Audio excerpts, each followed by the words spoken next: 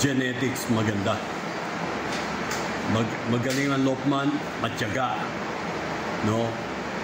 Total, yung pagkain ng kalapate, pare-pareho yan. Kay maganda kalapate, kay pangit ang kalapate. Magsimula na kayo sa maayos na ibon.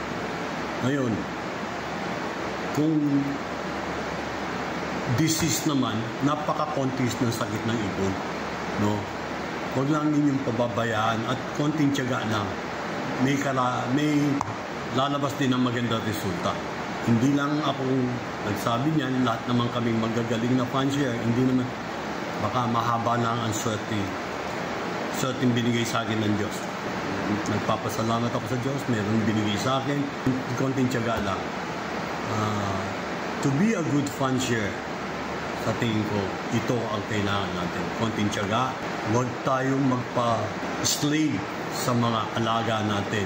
Hindi sila boss, tayo ang boss. Kung ano gusto natin, tayo masusunod.